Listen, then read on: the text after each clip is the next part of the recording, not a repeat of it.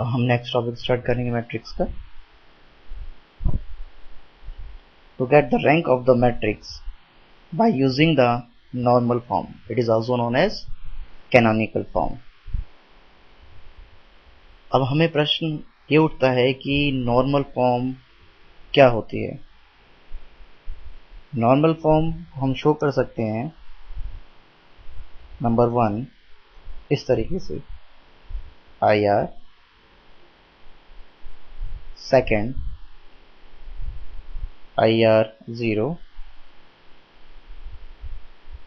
Third IR0, fourth IR0, 0, 0. For example first का example हम लिख सकते हैं 1 0 0 1। तो हमारे पास एग्जाम्पल 1 या फर्स्ट फॉर्म को समझाने के लिए हमारे पास आइडेंटिटी मैट्रिक्स है और इसका ऑर्डर कितना है 2 क्रॉस 2। तो हम इसको क्या लिख सकते हैं I2। 2 मीन्स जो इसका यहाँ पर ऑर्डर है, और यही R क्या होगा इस मैट्रिक्स का रैंक होगा। मान लीजिए हमारे पास फॉर्म मिलती है अगर सेकंड फॉर्म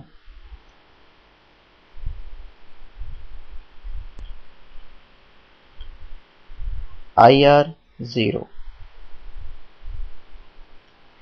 IR0 का मतलब है, मान लीजिए मेरे पास अगर मैट्रिक्स मिलती है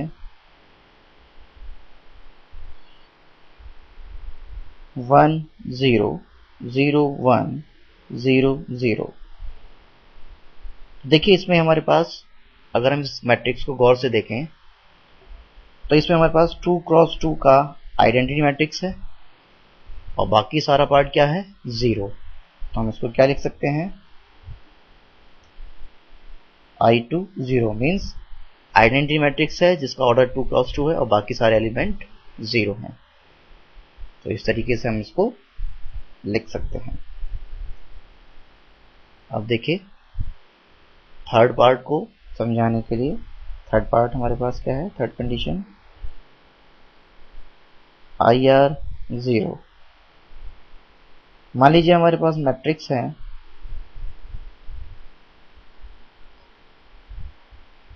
1 0 0 1 0 0। अगर हम इस मैट्रिक्स में देखें तो ये हमारे पास 2 क्रॉस 2 का मैट्रिक्स है यहाँ तक 1 0 0 1 और बाकी सारे एलिमेंट्स क्या हैं इसके 0। तो हम इसको क्या लिख सकते हैं, we can write this one I2 0। और यहाँ पर ध्यान रखें जो यहाँ सफिक्स में है हर एक मैट्रिक्स में ये किसको इंडिकेट करेगा R को। इट इज योर R और R की वैल्यू यहाँ पर कितनी है 2। इट इज योर R और R की वैल्यू यहाँ पर कितनी है 2 and it is again here this is your R और R की वैल्यू कितनी है 2 और यही मैट्रिक्स की रैंक होगी। तो इस तरीके से हम नॉर्मल फॉर्म को समझ सकते हैं या हमारे पास नॉर्मल फॉर्म बन सकती है। अब फोर्थ एग्जांपल, फोर्थ के लिए देखिए क्या हमारे पास हो सकता है।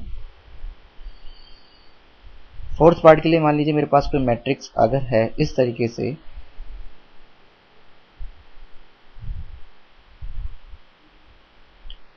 0 1 0 0 0 1 0 0 0 0।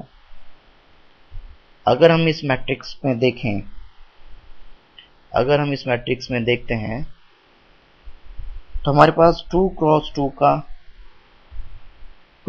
का आइडेंटिटी मैट्रिक्स है और बाकी सारे एलिमेंट क्या हैं, देखिए बाकी सारे एलिमेंट क्या हैं 0, रो के भी और कॉलम के भी। तो हम इसको क्या लिख सकते हैं I2 0 0 0। तो इस तरीके से हम मैट्रिक्स को डिफाइन कर सकते हैं। और ये 2 हमारा यहाँ पर देखिए 2 क्या है, जैसे पहले मैट्रिक्स में हमने देखा 2 क्या है हमारे पास R, here R is your 2, क्या है हमारे पास R is your 2, और यही हमारे पास मैट्रिक्स की रैंक होगी। तो हम इन चारों में से क्वेश्चन किस तरीके से बन सकता है, आपको मैट्रिक्स की 1 होगी और उस मैट्रिक्स को आपको इन चारों फॉर्म में से किसी भी एक फॉर्म में कन्वर्ट करना पड़ेगा, और जो r की वैल्यू होगी वही रैंक ऑफ द मैट्रिक्स होगी।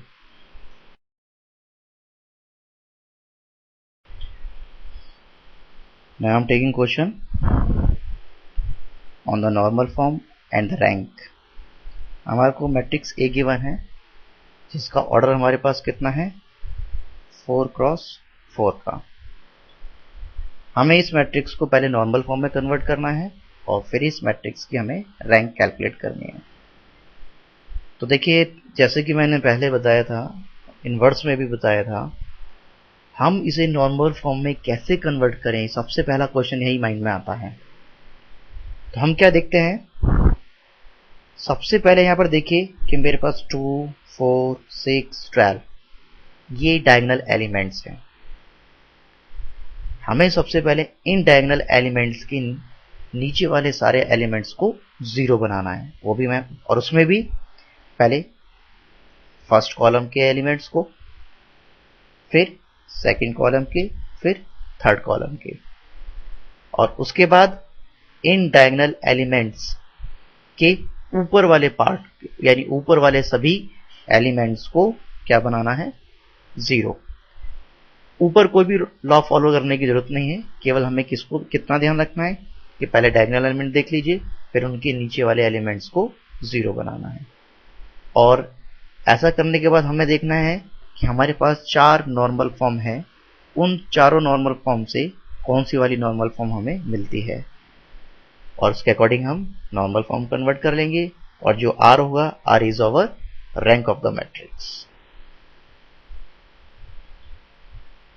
अब हम इसको नॉर्मल फॉर्म में कन्वर्ट करने के लिए कुछ ऑपरेशंस ले रहे हैं। r2 replace by r2 minus 3/2 r1,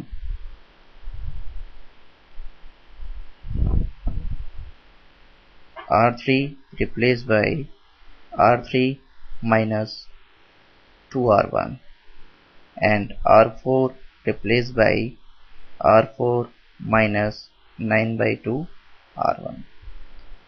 अब इसमें कुछ एक इंपॉर्टेंट थिंग और मैं आपको बताता हूं। देखिए, मैंने इसमें क्या किया है, केवल r1 को फिक्स किया है। Check it out there, operations के अंदर r1 r1 r1 इसको फिक्स किया है, मीन्स r2 में से भी r1 को घटाया है, r3 में से भी r1 को, r4 में से भी r1 को। यानी ऑपरेशन लगाते हैं हमें ये भी ध्यान रखना है कि r1 को अगर हमने घटाया है तो सभी में से केवल r1 को घटा सकते हैं, सभी में से, या सभी में r1 जोड़ सकते हैं, या सभी में r1 को ऑपरेट कर सकते हैं। ऐसा नहीं कर सकते हम r2 replace by r2 minus r1 and then r1 replace by r2 minus r1, ऐसा नहीं कर सकते। Either we have to fix the r2 और we have to fix the r1। इसमें r1 को फिक्स किया और बाकी तीन जो हमारे पास है r2, r3, r4 के साथ इसको ऑपरेट कर दिया। अब देखिए, ये ऑपरेशंस लगाने के बाद हमें क्या मैट्रिक्स मिलता है। So we get the matrix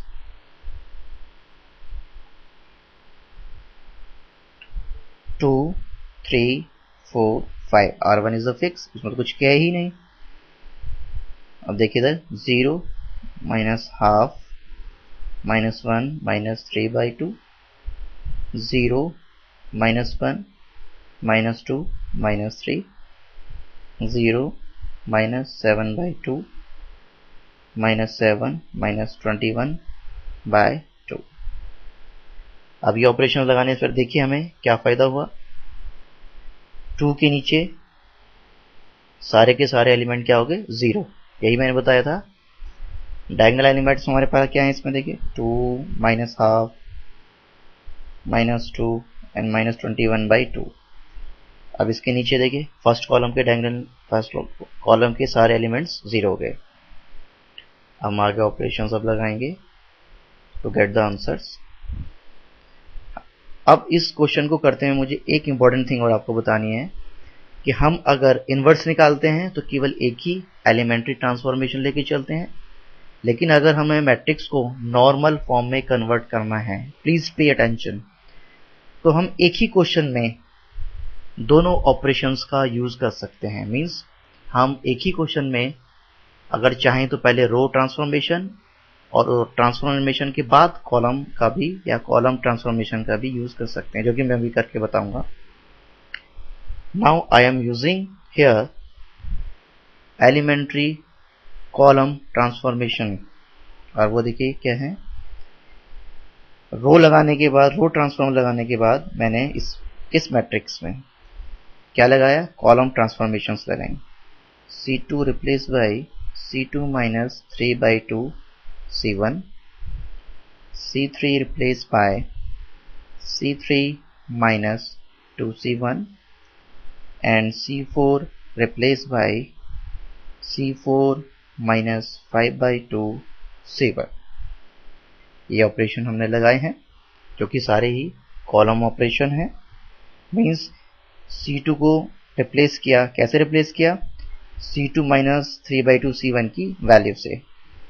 फिर C3 को रिप्लेस किया C3 माइनस 2C1 की वैल्यू को, फिर C4 को रिप्लेस किया C4 माइनस 5/2 C1 की वैल्यू से। इसमें भी देखिए जो मैंने बात बताया था आपको, इसमें हमने C1 को फिक्स कर दिया और फिर C2, C3 और C4 के साथ ऑपरेट किया। ऐसा करने पर देखिए हमें एज ए रिजल्ट मैट्रिक्स क्या मिलता है। तो कॉलम के ये सारे ऑपरेशंस को यूज करने पर हमें मैट्रिक्स मिलती है दिस वन। अब देखिए हमने क्या करना है, फिर हम दोबारा से कॉलम ऑपरेशंस अप्लाई करेंगे जिससे कि हमें क्या मिले, मैट्रिक्स की नॉर्मल फॉर्म मिल जाए। तो देखिए again using the sum operations, operations क्या है देखिए,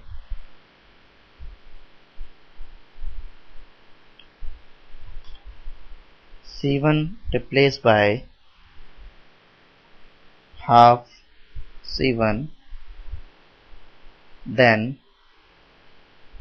C2 replaced by minus 2C2, C3 replaced by minus C3 and C4 replaced by minus 2/7 C4। ऐसा करने से सबसे पहले बात क्या होगा, इस मैट्रिक्स में फ्रैक्शन हट जाएगा। फ्रैक्शन है -21/2 -21/2, ऐसा करने से फ्रैक्शन हट जाएगा और मैट्रिक्स हमारी रिड्यूस हो जाएगी। Means we have the matrix 1 0 0 0 0 1 2 3 0 1 2 3 0 1 2 3। okay, now again using the sum operations, अगर मैं इस मैट्रिक्स में कुछ ऑपरेशन लगाऊं जो कि क्या है, R3 replaced by R3 minus R2 and R4 replaced by R4 minus R2, तो मैट्रिक्स मुझे मिलती है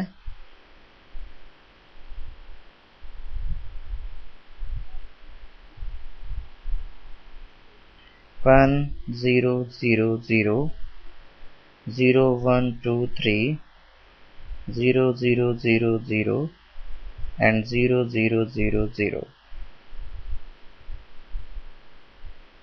ये मैट्रिक्स मुझे मिल जाती है।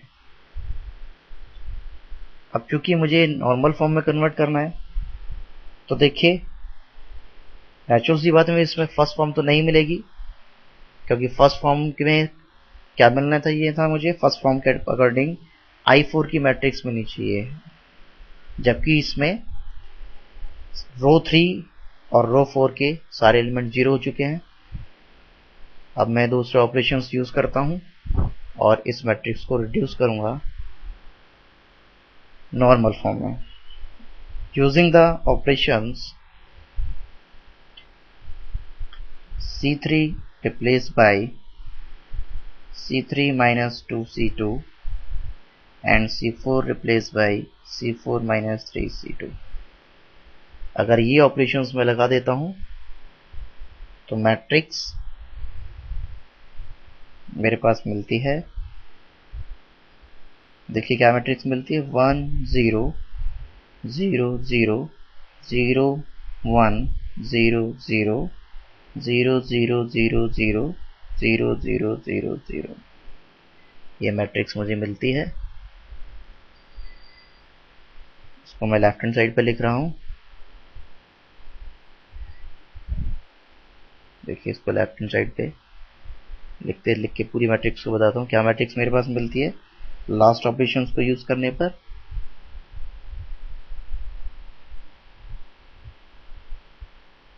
मैट्रिक्स मुझे मिलती है 1 0 0 0 0 1 0 0 0 0 0 0 0 0 0 0। ये मैट्रिक्स मुझे मिलती है और नेचुरल सी बात है ये मैट्रिक्स मेरे पास किस फॉर्म को इंडिकेट करती है, that is check it out there. ये मैट्रिक्स है I2 की और बाकी मीन्स 2 क्रॉस 2 का आइडेंटिटी मैट्रिक्स और बाकी सारे एलिमेंट 0। तो हम इसको क्या लिख सकते हैं, I2 0 0 0। ओके, और हमारे पास यहाँ पर R की वैल्यू कितनी है, R की वैल्यू हमारे पास 2 है। तो देखिए this one matrix is the normal form और R हमारे पास कितना है, from the suffix of I that is 2।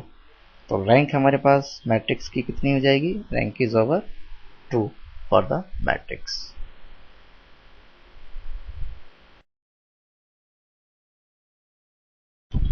Now we are starting the next topic of the matrix, rank by the echelon form, ECHLON echelon form और by the triangular form।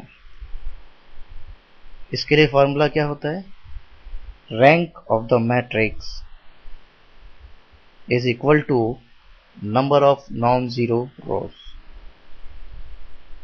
इसका मतलब अगर हम किसी भी मैट्रिक्स को echelon फॉर्म में convert करना चाहें तो हमें किन बातों का ध्यान रखना है कि रो में ज्यादा से ज्यादा जीरो आए।